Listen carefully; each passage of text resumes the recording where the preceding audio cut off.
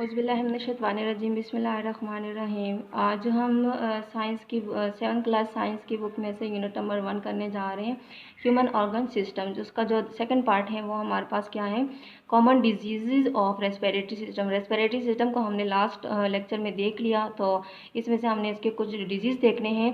तो सबसे पहले 2 डिजीज़ है, कॉमन कोल्ड है और एक क्या है, नमूनिया है। तो कॉमन कोल्ड जो है वो स्प्रेड होती है पर्सन टू पर्सन, यानी कि एक इंसान से दूसरे, दूसरे से तीसरे। तो उसके जो कॉजेज़ हैं वो किस तरह से स्प्रेड हो सकती हैं, काफिंग से, जो खांसी वगैरह होती हैं, स्नीजिंग से, छींक वगैरह, और टचिंग जो उन चीज़ों को जो कॉमन कोल्ड का पेशेंट होते हैं उनकी कोई भी चीज़ को हम टच करते हैं तो हम भी वो बीमारी हो सकती है।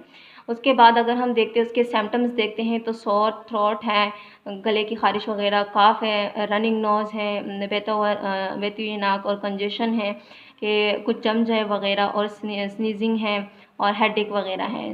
तो ये जो स्नीजिंग, छींक और सर दर्द जो इसके अलामात हैं। और इसके अलावा हमारे पास नमूनिया है।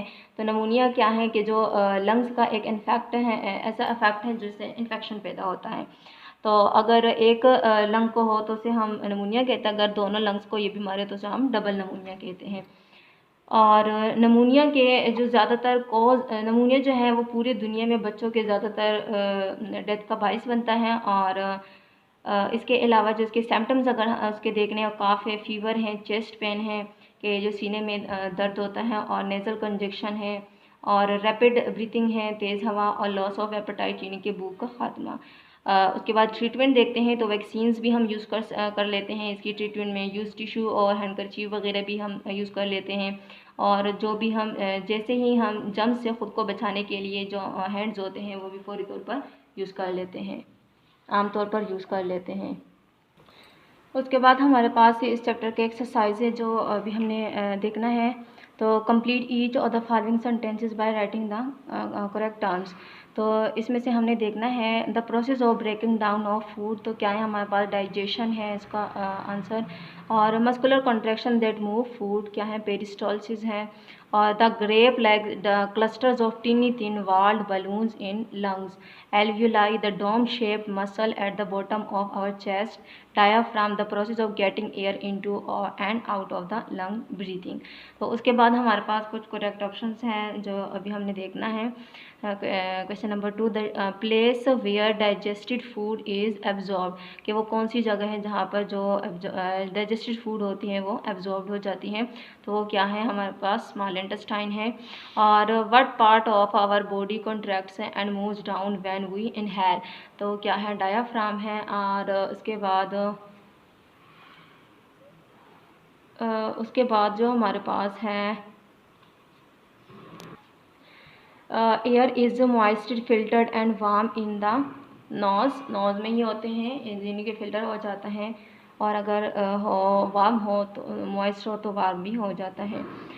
Large muscle that separates the chest cavity from the abdominal cavity that helps in breathing, तो क्या है, डायाफ्राम है। Which produces juice for the final digestion of proteins, fats and carbohydrates, pancreas, the reverse process of peristalsis, vomiting।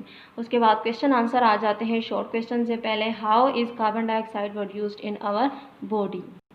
इसका जो answer है page number 9 पर है। Cells in our body use oxygen and food to produce energy and carbon dioxide. Second question क्या है, how is small intestine important in our digestive system. इसका answer है page number 6 पर। The final digestion of carbohydrates, fats and proteins occur in the small intestine. उसके बाद next question है, why are we provided with teeth. इसका answer है page number 4 पर। Our teeth break the food into small pieces by cutting and grinding। Next question है हमारे पास, what are alveoli. Answer है हमारे पास पेज नंबर 9 पर।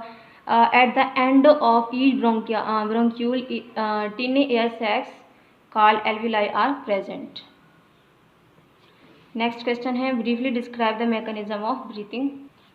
आंसर है इसका, respiration is the process by which breathing is the process that moves air in and out of the lungs। Next question है, what measures can one take to prevent diarrhea।